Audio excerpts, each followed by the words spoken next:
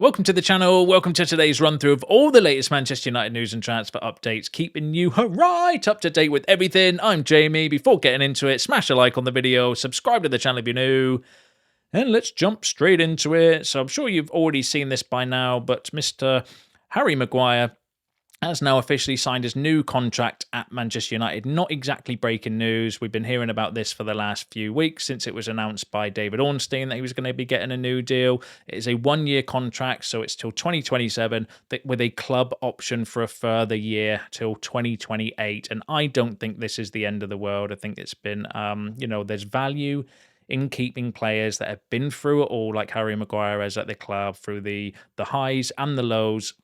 He's rebuilt his career. He's rebuilt his reputation amongst fans, I think, because there was a time where he was, criticised by pretty much all of the fan base, and then built his way back when he was stripped of the captaincy and everything like that. He's been through it. That shows really good character, really good personality. He's got some invaluable leadership qualities off the pitch as well. And I do think while you've got a young squad that's going through a lot of change, think of all the managerial changes that we've had recently. We could be about to do another one in the summer as well. Having some stability at the club and someone that people look up to, because clearly they do, I don't think is the end of the world. The only worry I would have is relying on him every single week. I don't think we should be giving Maguire a contract extension and then playing him or relying on him every single week, but as a rotation option and someone that can provide cover for injuries, to have as a leadership and a character around the place. I think I don't have an issue with that personally. I mean, ideally you would want De Ligt and Martinez as your first choice centre-back, and then maybe Maguire and Euro, and then having coming in as your rotation if you have an injury crisis or for certain cup games, and to rest players and so on and so forth. I can see that dynamic working, but the reality is the reason I'm worried about the centre-back position is because De Ligt and Martinez's injury records. If they didn't have the injury records or history that they have, I would be cool still keeping Harry Maguire there. I still would want us to go out and buy a centre-back, but only because I'm worried about De Ligt and Martinez's injuries. If they can stay fit, then I think we've got a good core of centre-backs there with Maguire, Euro Heaven, De Ligt and Martinez. It's just I am massively concerned about injuries, and maybe the club are, and that's why they've decided to give Maguire a one-year extension with the option for another one. Doesn't mean we're going to take up that option. We'll have to wait and see how next year goes, just to provide themselves with some stability in that area, because we don't know at this stage how much it's going to cost us to fund this midfield rebuild, which is the priority for this summer. Like, if we do nothing else, we have to fix that midfield, because we cannot go. We were two players light, in my opinion, anyway, and so we have to get bodies in that area. And who knows how much that is going to cost. And if it takes a big chunk of your budget away and you can't then go for a centre-back, still having the reliability of Harry Maguire is a smart bit of business, in my opinion. I don't have an issue with it at all. I just wouldn't like us to be relying solely on Harry Maguire every single week next season. But certain games, we've already seen his value for certain moments, certain games. Absolutely no issues with keeping Harry Maguire. But get involved in the comments. Give us your thoughts on that down below. Now, keeping with the midfield, because that is the priority this summer. Fabrizio Romano's given an update that wasn't really an update, in my opinion, but there were a couple of bits that I want to highlight from what he said there. So this is what he had to say regarding United's midfield plan for 2026. So Casemiro is expected to leave. I thought that was a shock. I was very surprised to hear that Casemiro is going to be leaving. I am joking. We've known that for a very, very long time. Manuel Ugarte could also depart, with early movements already underway to facilitate his exit. Now, that was interesting for me. Not the fact that Ugarte is going to be going. Again, that shouldn't come as a surprise to everybody, but the fact that he is in the process of trying to facilitate an exit. But that's maybe why we're hearing these links with Juventus and Galatasaray and so on and so forth, because he is actually, we had the story that he's accepted his fate and wants to go to get more game time and so on. So that's it. That I thought was an interesting update, that is actually true. Ugarte's agency are trying to facilitate a move out of the club, and I think that's important, because that means that we definitely need minimum of 2 midfielders. I think 3. I know some of you think 3 as well in the comments. Kobbie Mainoo's staying, is expected to sign a new contract. I think the rumours are not far behind Harry Maguire in terms of Kobbie Mainoo signing a new deal, so we'll keep an eye on that one. Now, he said because of those departures and their expected European football next season, United are signing one midfielder is 100% certain, with a strong possibility of signing 2.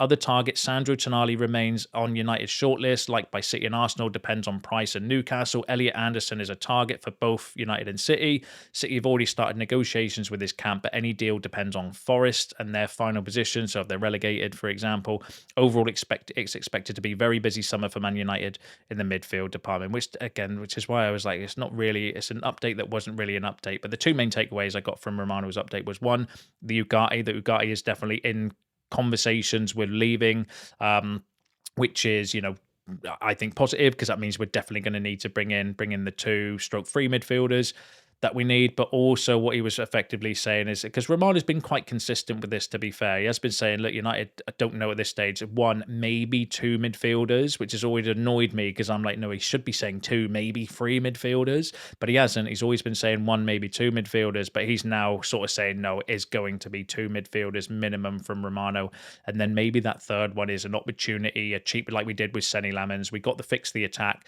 and then looked for the goalkeeper at the end of the window, and then pivoted and got like a cheap deal for a very, very good player. Maybe United will do something like this summer, get two big players in, so we can all breathe and have a relax a little bit, because we've got at least the midfield is fixed, and then look for an opportunity midfielder towards the end of the window, or promote from within. There's nothing to suggest that Toby Collier might be seen as a first team player. I know he's not really had the greatest time on loan, been injured. That's the worry with Toby Collier, is his injury record is absolutely shocking for a young midfielder. Do we look at Sekou Kone? We've got Orozco coming in. Is there somebody in the youth team that they already have their eye on, that maybe they're thinking he should be getting some game time next season as part of their development? Who knows? But the report of Romano, at least 2 midfielders, which makes me feel a lot more comfortable. Now, he did mention obviously Tonali. No real significant updates on the situation with Sandro Tonali. On Elliot Anderson, though, Florian Plettenberg has said that Forest expect Man United to remain seriously in the race for Elliot Anderson. Man City have also registered their interest, though their current focus is on extending Rodri's contract.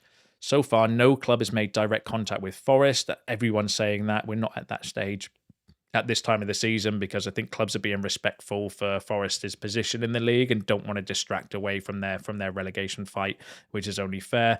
A fee in the region of £100 to £120 million is still being demanded. Now, Florian Plettenberg, very good when it comes specifically to German transfers. So transfers in and out of Germany, then Florian Plettenberg is actually very good at doing that. Anything outside of that, I've always found him to be a little bit hit and miss. So I think we need to take this one with a slight pinch of salt. What do we think about that, though? £100 to £120 million for Elliot Anderson. I mean, it could go up to that price, because clubs must rub their hands when City and United come in looking for a player, because they know, City have got the cash, and we've been stupid enough in the past to pay high fees, transfer fees for players. So clubs must absolutely love it when that situation arises. I don't know if we're gonna have that sort of money available to go for Elliot Anderson. You're talking club record transfer for a midfielder, and that's maybe why doing something like Harry Maguire, giving him that stability, so at least we know that we are okay at centre-back as it is at the moment. We don't have to add one. I still think we should, and maybe they will, but it depends on how much of the budget is going to go on this midfield fix, because that has to be fixed. It's got to be the priority. And let's play devil's advocate and say Florian Plettenberg is right. If it's going to cost £100 million to go for Elliot Anderson, club do it, and they sign him, then that's a big chunk of our budget gone. So then we're going to have to start being sensible with the rest of the transfers and looking at the opportunities like Mateus Fernandes, like João Gomez, that we've been speaking about quite a lot over the last couple of days. And maybe that's the way they're looking at it as well. But we'll keep an eye on that one and see how it goes. Give us your thoughts in the comments. What would you pay for Elliot Anderson if you want Elliot Anderson? Would you go anywhere near £100 million for Elliot Anderson or above, or do you think that's just too much and we should be walking away and going for other targets? That'll be interesting to hear your thoughts and feelings on that in the comments, so give us your thoughts on that. Now, there's been another link, though, to Elliot Anderson, and this has come from United District. United District are an aggregator account with like 1 million followers online. Don't normally post their own stuff, but when they do, they're fairly decent. Not Ornstein, though. All right, so we don't need to go out and start getting Anderson printed on the back of a shirt or anything yet. But they were saying United District understand that United are due to hold fresh talks with Elliot Anderson's camp. Barring unforeseen problems, talks will take place via intermediaries this week. So United District are suggesting that potentially we are due to have talks again, because we know from Ben Jacobs, he said we've already had conversations with Elliot Anderson's camp, but we are due to have talks again this week. So maybe we'll hear a little bit more towards the end of the week as to whether those talks have materialized, and we'll keep an eye on that one. But we might not hear for a while, because we found out recently that we'd had talks in February with Carlos Baleba. So United are doing things like this. They're just keeping it secret. They're not announcing it anymore. They used to under the previous regime, because we used to love social media interactions, but the current group don't care about that. They're just doing their thing in secret and not leaking it out there. Eventually it will get leaked though, because there's a lot of football experts and journalists with connections and having conversations with people. But yeah, that'll be interesting. We'll keep an eye on that one. So a couple of sources there suggested that we are due for talks with Elliot Anderson. Florian Plettenberg suggesting that it's still, Forest are still going to be demanding some Wonga for him, but we'll see how it all plays out. Now, if we do pivot and go for like a cheaper alternative midfield, obviously João Gomez I mentioned before. The other name is Matheus Fernandes. It seems to be doing around though. Caught offside is suggesting that Liverpool have held a meeting with the agents of Matheus Fernandes, who could be in the Championship soon, and putting them ahead of rivals Manchester United. Caught offside, Liverpool have already had a meeting with the agents of Matheus Fernandes from West Ham. So, it's one of these competitive world out there, isn't it? And we don't know whether we are going to be going for Fernandes. Again, that might be an opportunity. We might be getting linked by the agent just to put his name out there. But the player himself has been bigging up Bruno Fernandes. The report the other day was saying Bruno is going to recommend the player to the club, but whether the club would listen, because Casemiro recommended Bruno Guimaraes, and those reports have gone pretty dead over the last week or so since that all came out a couple of weeks ago, wasn't it, with the Bruno Guimaraes one? But just because a club are in talks with a player doesn't mean they're going to get him. Clubs are doing exactly what we're doing, which is having a chat with agents via intermediaries or whatever, and just putting the feels out and asking if the clients want to come, what the price would be, what the wages would be, and working through their shortlist. No different to what we're doing, but we'll keep an eye on that one. Caught offside though, the source of information from there, not the most credible, thankfully, as well. So we'll keep an eye on it and see how it develops. But another player that fits the mold of potentially being a cheaper opportunity is Ederson. Now, the talk is that Ederson is going to go to Atletico Madrid. That's come from Romano has said that they're already agreed personal terms with the player, and they're set to have contract negotiations or talks with Atletico regarding his transfer. So this is coming from Italian media. I read it in Team Talk though, saying Atletico Madrid are closing in on the signing of Atalanta midfielder Ederson, but there may be a late twist. Atleti have agreed a 4-year deal with Ederson and are ready to submit an opening offer worth 38 million euros or 33 million pounds. However, Tuto Atalanta report that United hold strong interest in the Brazilian star and are considering talks to hijack the deal. Now, Ederson, for me, good player. I would take him. I think he'd be a good option, especially for 33 million pounds. Good age, good profile, can play as a 6, can play as an 8, is athletic, ticks all the boxes for what we would be looking for, barring the Premier League experience, but does have Champions League experience, which I think would be a good factor for us next season.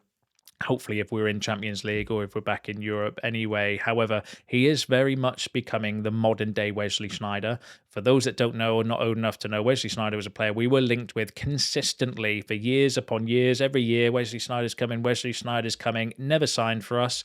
And Ederson feels a little bit like the modern day Wesley Sneijder, where we've been linked with him for so many summers, but our moves never materialise. So that's why I'm very sceptical about links with Ederson, especially considering the fact that Atletico Madrid have already agreed personal terms with him. But we'll keep an eye on it. Maybe United will try and hijack the deal and I think that would be a good price for Ederson. And again, similar to Matheus Fernandes, João Gomez, one of those opportunity midfield signings as your second or third choice.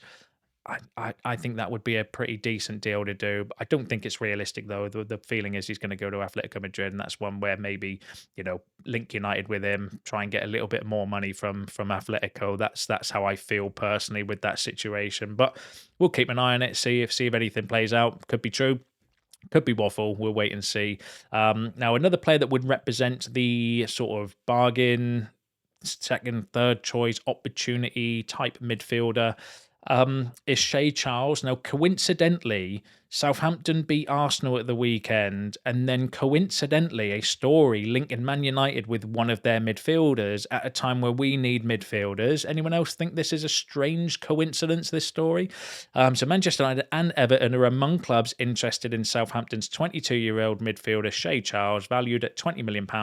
A notable link for United is Jason Wilcox, their director of football, who signed Charles for Man City for £11 million in 2023, while Southampton's director of football, United, are scouting him as a budget-friendly midfield option amid squad rebuild plans. So just coincidentally, at a time when Southampton are in the media for beating Arsenal in the FA Cup, just another opportunity to throw that out. We need midfielders. Jason Wilcox been at Southampton. Let's put a story out linking Man United with one of Southampton's midfielders. That's how that story particularly feels to me, but would tick the box of being what we would be looking for. Young, developmental. I think the Championship is a very good league to try and poach some top players from as your sort of third cheap midfield, like one of those deals, as I mentioned, like Saint Lemons at the end of the transfer window when you've got, a few £1 million spare. Can we go out and get a player like that?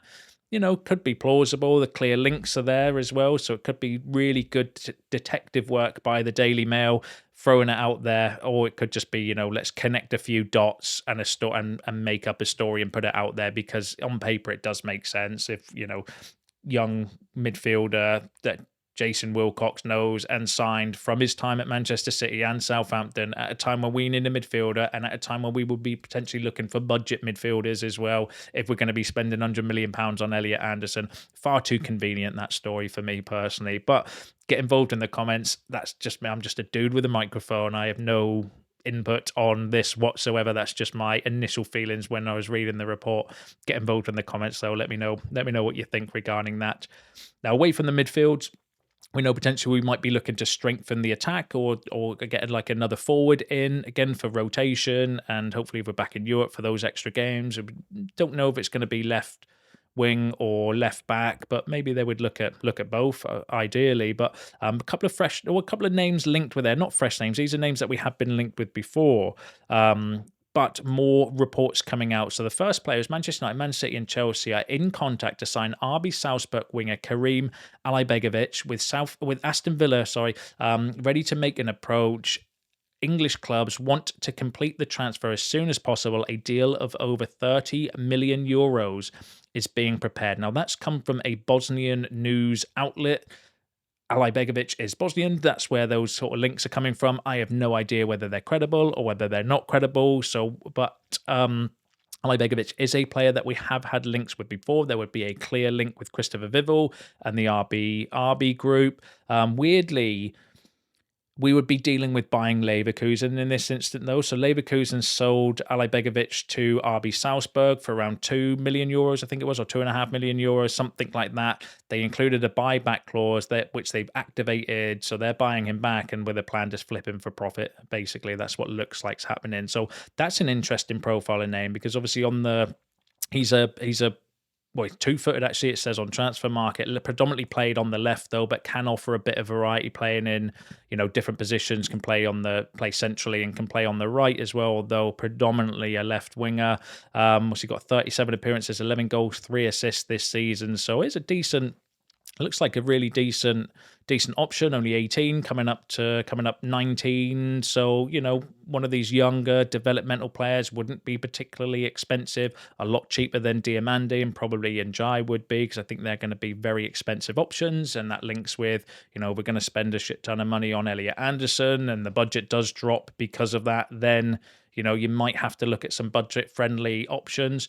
Would be clearly well scouted, well thought of, well liked, and well linked. So, that's an interesting profile. We'll keep an eye on that, see if it develops anywhere. It could just be, let's link in with United to try and get Chelsea to pay a little bit more money, or Aston Villa to pay a little bit more money. But we'll keep an eye on that one. Interesting profile, though. Really interesting profile. Looks like a decent player. Not one I've watched a ton of, but I remember researching him before and thinking actually it'd be an interesting profile. Not one that's going to come in and immediately fix the first team, though, with his age, and would clearly need development and time, which I think we can afford to do in the attacking positions, because I do think that we can afford to bring in somebody like this that can, doesn't have to play every week. We're not overly reliant on, because you've got Cunha and Mbeumo and Ahmad and Dorgu that can play there, and Bruno in the middle, Mount in the middle, and we've got plenty of options up there. But I would like us to bring in somebody like this. This would be somebody that I would be, cool with the club going for, because young, developmental, exciting,